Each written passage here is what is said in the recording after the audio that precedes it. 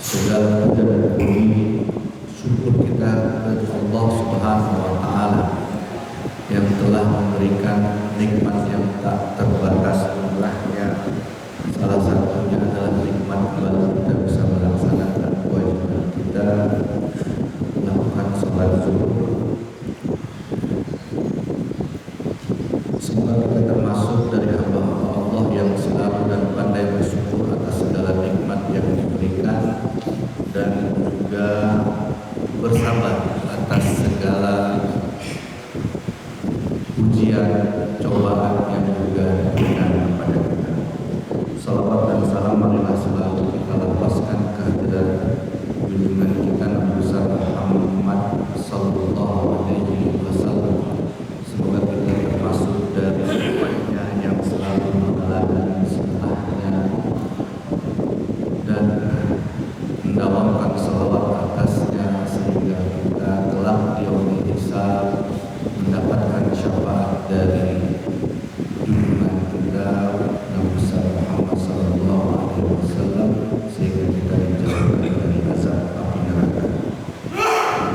Jamaah salat zuhur Masjid Ukhuwah Islamiyah rahimahullah. Di dalam Al-Quran surat Al-Fatihah biasa kita sebut sebagai Ummul Kitab. Ummul Kitab artinya induk dari Al-Quran. Jadi Al-Fatihah ini disebut sebagai induknya Al-Quran, tentu ada sebabnya. Di kalangan sufi misalnya menyebut surat Al-Fatihah ini dengan Ummul Asrar, artinya induknya dari segala rahasia, dari segala rahasia-rahasia Allah. Itu bisa dibuka tampilnya melalui surat Al-Fatihah. Lalu apa kandungan makna? Tentu kalau terjemahannya masing-masing kita tahu, masing-masing kita mengerti. Sekarang kita kembali mencoba meresapi makna surat Al-Fatihah ini dan relevansinya ke dalam kehidupan kita, khususnya generasi muslim, khususnya lagi Sivitas Akademika Universitas Indonesia. Jamaah rahimahullah, surat Al-Fatihah paling sedikit kita baca 17 kali dalam sehari. Lalu pesan apa sebenarnya yang dititipkan Allah melalui surat Al-Fatihah? Jika seandainya lautan itu adalah seluruh isi Al-Quran,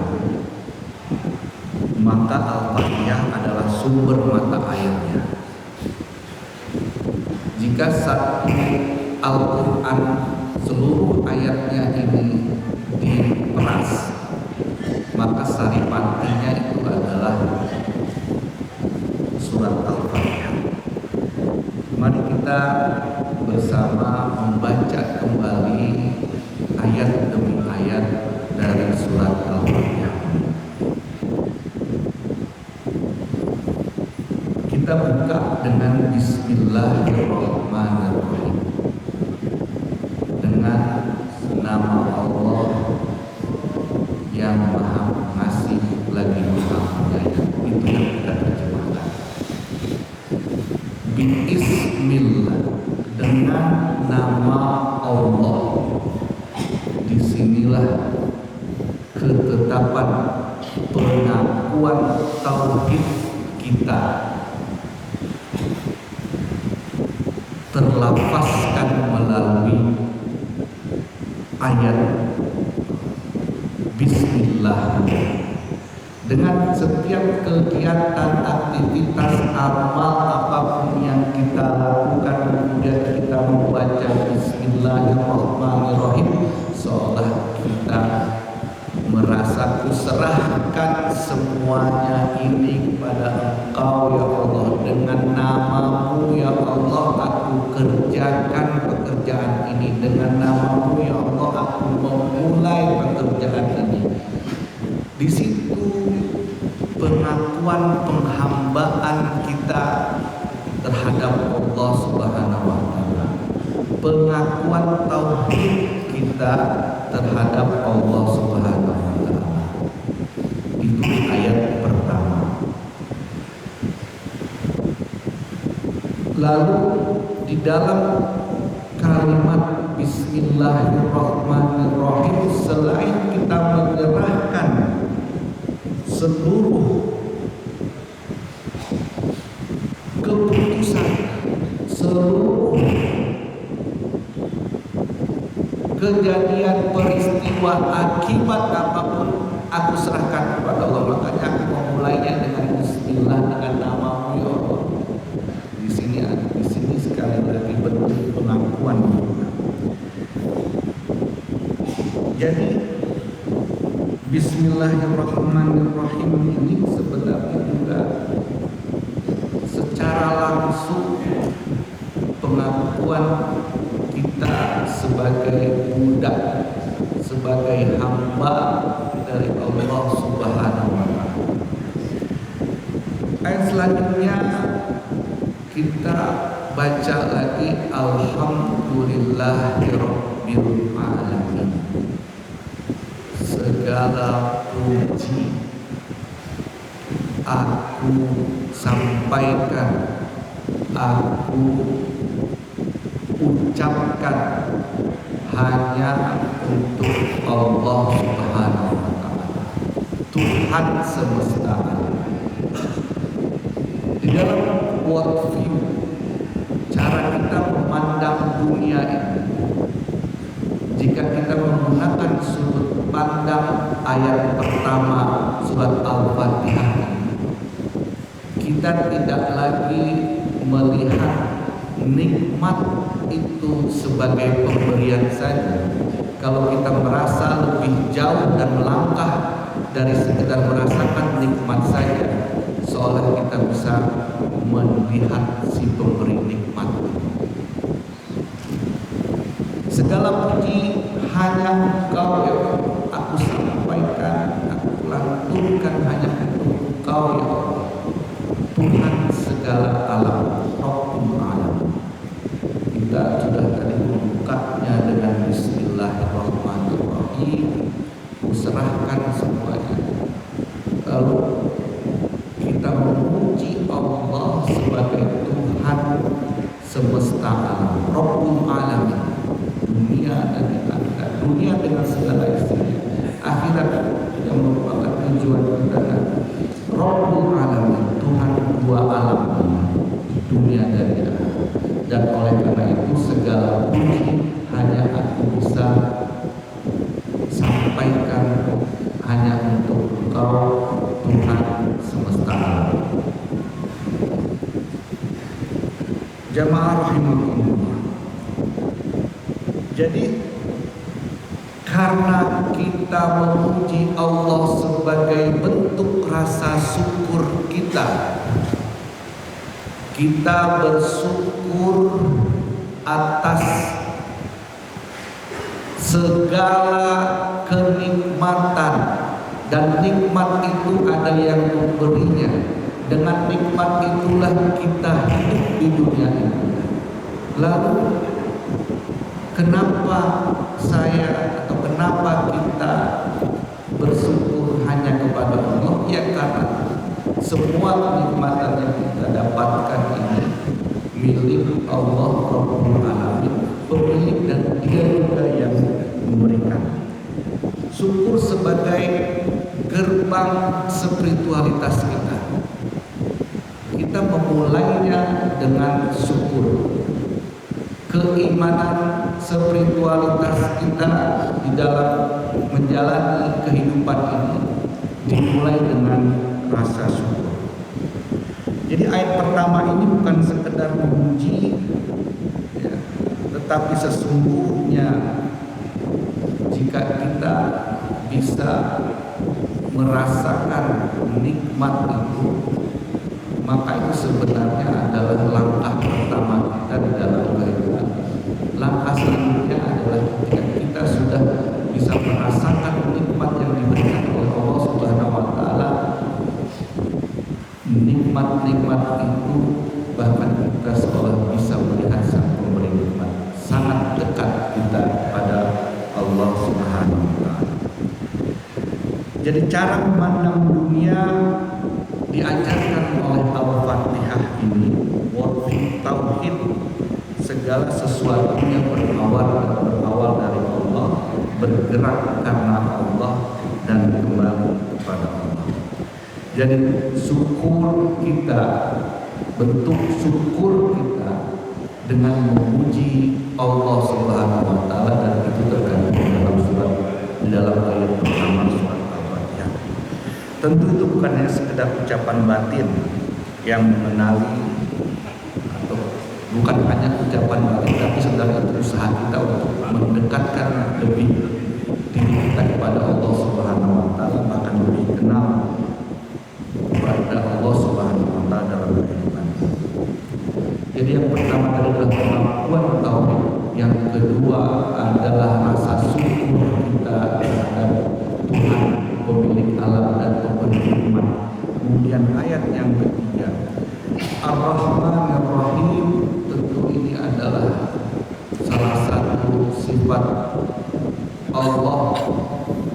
Ar-Rahman artinya Dia memberikan kasih sayang kepada siapapun tanpa sekat, tanpa batas.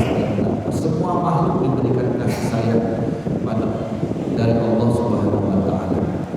Tetapi Ar-Rahim adalah kasih sayang yang hanya diberikan kepada kalangan kelompok tertentu.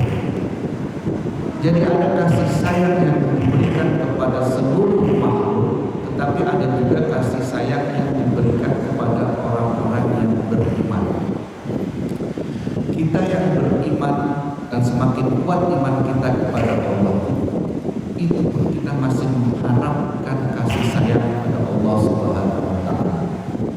Karena sesungguhnya murka Allah pun adalah bentuk kasih sayang.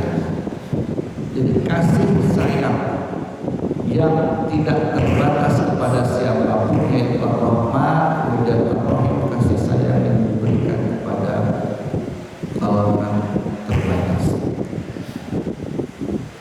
Karena kita dengan beriman kepada Allah Subhanahu wa taala, sebenarnya kita juga sedang melakukan atau sedang mendapatkan banyak cobaan. Makanya kita selalu berdoa, Rabbana la tuzigh qulubana ba'da idh hadaytana. Ya Allah, jangan Engkau goyahkan hati kami setelah Engkau tetapkan iman ini kepada kami. Artinya yang imannya sudah kuat saja bisa dibolak-balikan oleh Allah Subhanahu wa taala, dan kita tentu khawatir akan hal tersebut. Dan banyak peristiwa dan kejadian yang bisa kita lihat di tengah-tengah kita. Jadi kita berdoa tentu dengan iman yang kuat, dan salah satu doa yang sering kita sampaikan, jangan Engkau goyahkan la tuzigh qulubana, jangan Engkau goyahkan hati kami ba'da idh hadaitana, setelah Engkau berikan hidayah itu kepada kami. Setelah Engkau berikan hidayah itu kepada kami, jangan Engkau goyahkan. Konsekuensi logisnya artinya bahwa hati yang sudah tetap kuat saja memiliki kecenderungan untuk dibolak-balikan. walaupun sudah mendapat hidayah.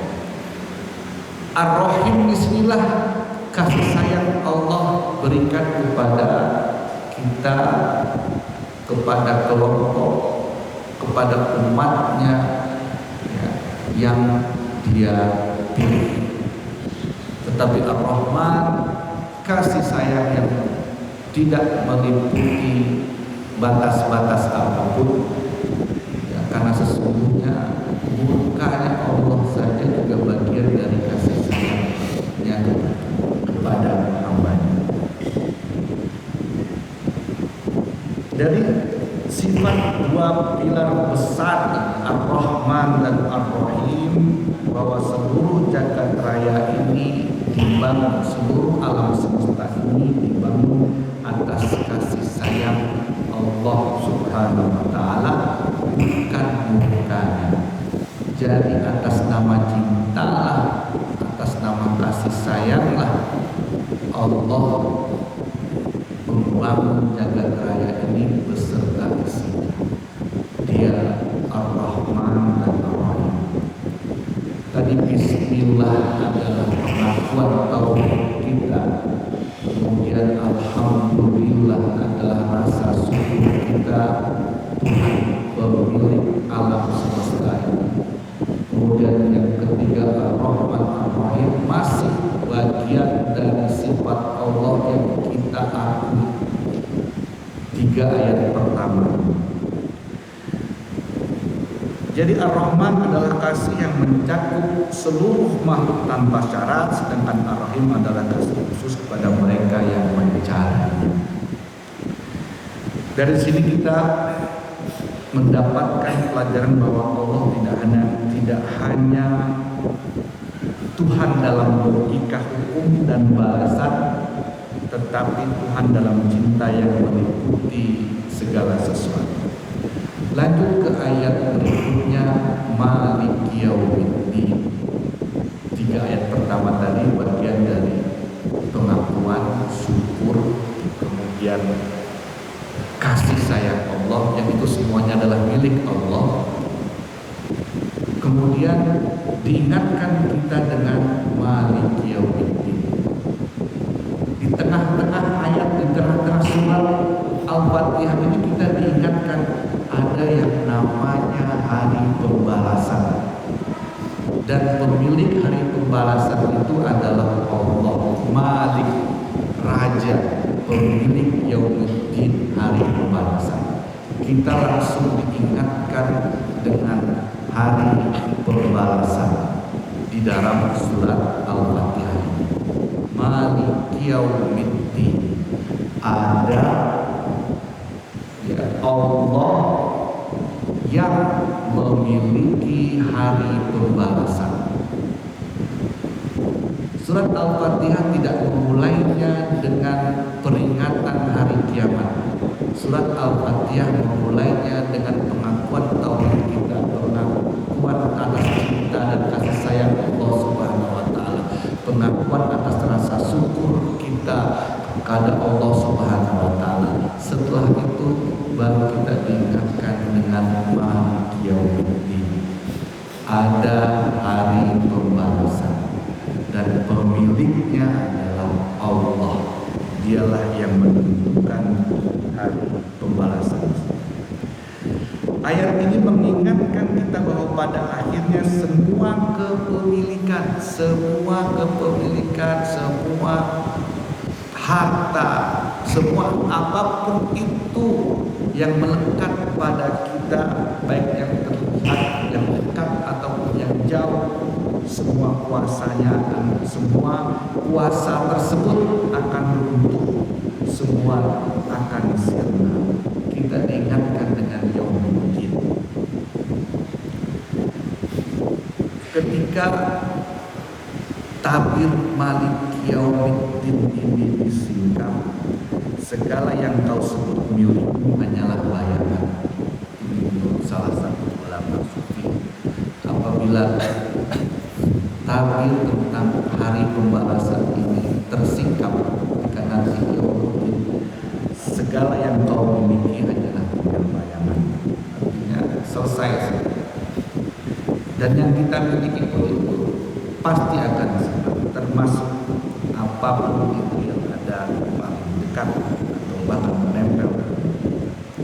Sebenarnya makna ayat ini bukan menakutkan, walaupun tentang hari pembalasan, sesungguhnya ayat ini mengingatkan kita setelah, karena itu bagian dari rukun iman. Setelah kita tadi mengakui tauhid Bismillahirrahmanirrahim, kemudian kita memuji Tuhan semesta alam yaitu Allah Subhanahu wa taala, kemudian kita juga mengakui tentang kasih sayang Allah Subhanahu wa taala Ar-Rahman, baru kemudian kita ingatkan dengan manggil. Kesadaran ini harus ditumbuhkan, harus ditumbuhkan kesadaran tentang adanya hari pembalasan. Makanya diletakkan di dalam surat Al-Fatihah di bagian tengah. Kemudian ayat selanjutnya apa? Ayat selanjutnya setelah kita diingatkan tentang hari pembalasan, makanya ya Allah, aku hanya menghamba kepada Engkau dan memohon pertolongan kepada Engkau. Di situ muncul lagi ini sifat hamba, sifat penghambaan kita kepada Allah. Setelah di tengah-tengah tadi kita diingatkan dengan Malik Yaumiddin, hari pembalasan, kemudian ayat selanjutnya kita kembali menghamba kepada Allah. Makanya ya Allah, iyyaka na'budu wa iyyaka nasta'in, hanya kepada Engkau-lah aku mengabdi, hanya kepada Engkau-lah aku menghamba, hanya kepada Engkau-lah aku beribadah. Wa iyyaka nasta'in, dan hanya kepada Engkau-lah aku memohon pertolongan. Tidak akan aku biarkan tangan ini mengadah selain kepada Engkau ya Allah. Tidak akan aku biarkan kepala ini bersujud kecuali hanya kepada Engkau ya Allah. Setelah kita diingatkan dengan Maliki Yaumiddin, iyyaka, hanya kepada Engkau, na'budu, menghamba kami, wa iyyaka, dan hanya kepada Engkau kami memohon pertolongan. Iyyaka na'budu wa iyyaka nasta'in ini adalah substansi dari spiritualitas orang beriman. Selesai satu ayat, terkunci spiritualitas kita di dalam satu ayat ini. Iyyaka na'budu wa iyyaka nasta'in, terkunci keimanan kita di dalam iyyaka na'budu wa iyyaka nasta'in. Ibadah hanya kepada Allah, pertolongan hanya dari Allah. Dan ini bisa disebut sebagai sultan tauhid, mahkotanya tauhid, mahkotanya pengakuan keesaan kita pada Allah Subhanahu wa taala, yaitu iyyaka na'budu wa iyyaka nasta'in.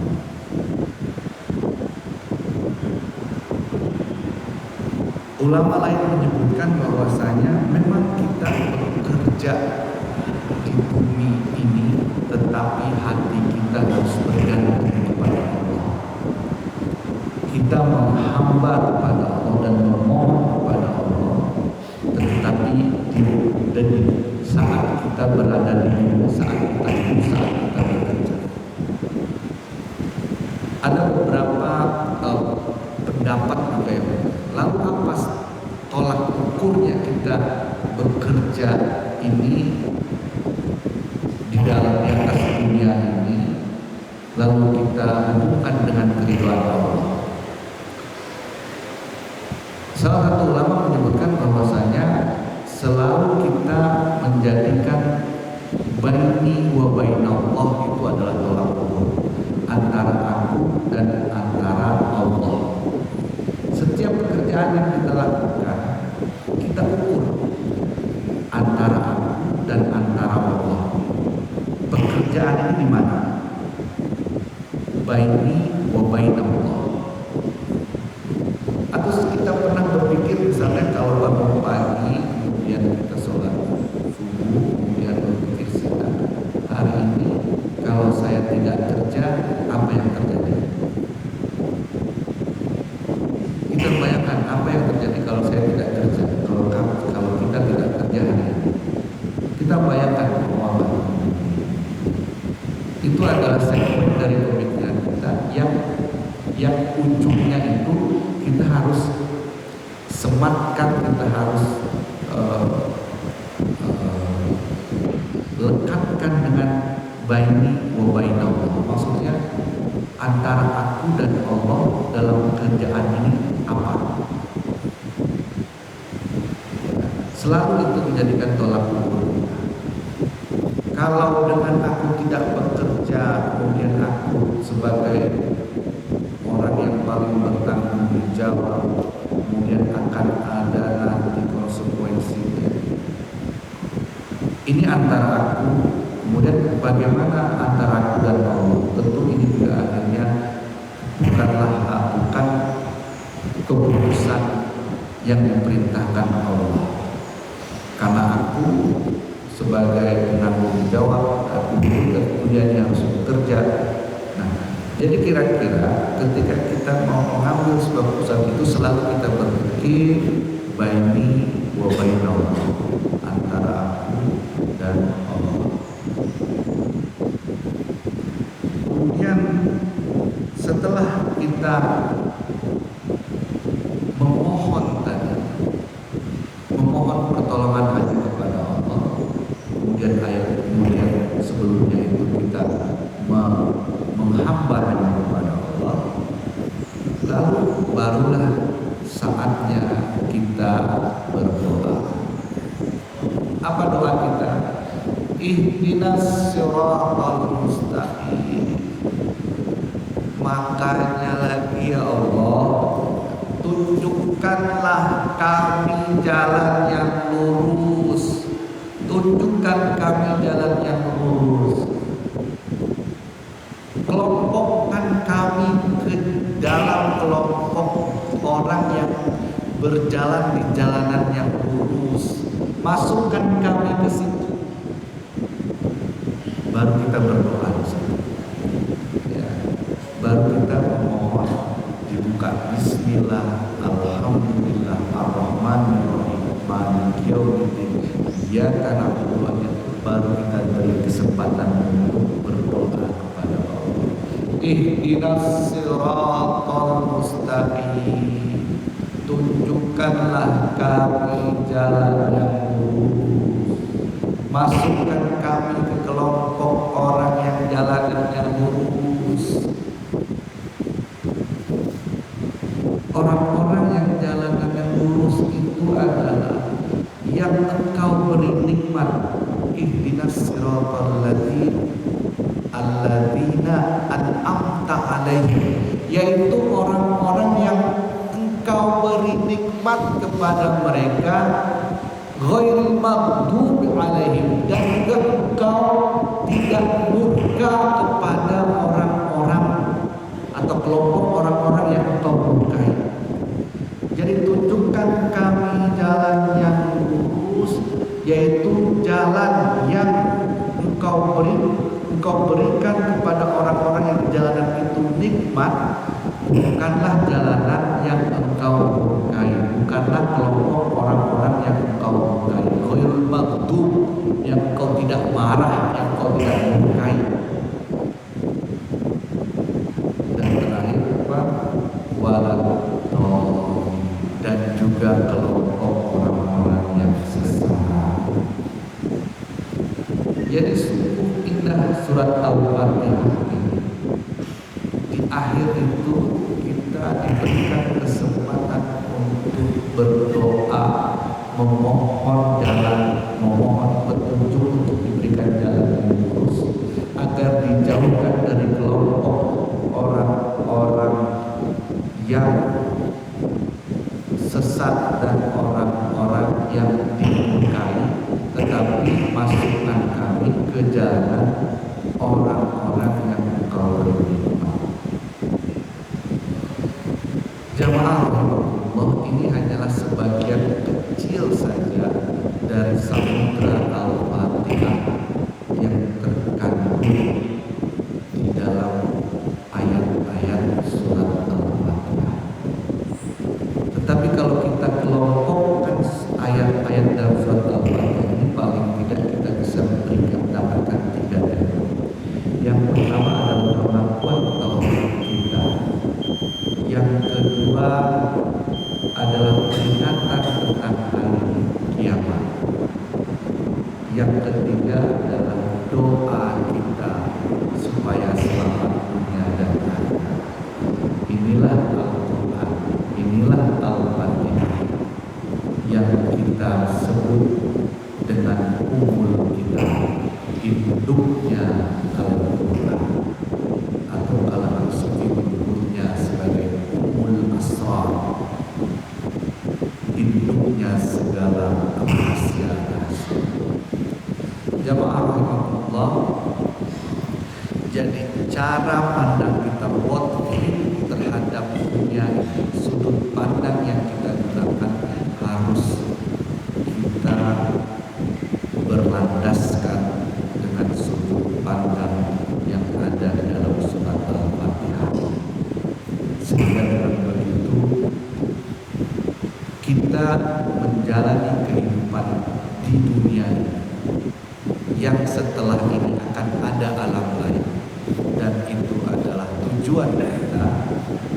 Suka tidak suka akan ada alam lain setelah alam dunia ini, dan itu harus menjadi tujuan kita. Oleh karena itu, sebagian ulama menyebutkan kalau kita beramal, melakukan aktivitas di dalam kehidupan kita, termasuk beramal, melakukan ibadah, niatkan bahwasanya apa yang dilakukan ini untuk kebahagiaan akhirat. Karena toh nanti kita di sana yang kita akan harapkan kebahagiaannya. Ya. Tetapi tentu ada dampak-dampak yang kita dapatkan kebahagiaan di dunia, tapi kebahagiaan dunia ini kan tidak lama. Makanya apa yang kita amalkan, selain kita memohon agar berdampak positif dalam kehidupan di dunia kita, tetapi ujungnya kita juga harus meniatkan untuk kebahagiaan di akhirat. Jamaah rahimahullah, demikianlah secuil saja dari makna resapan dari surat Al-Fatihah.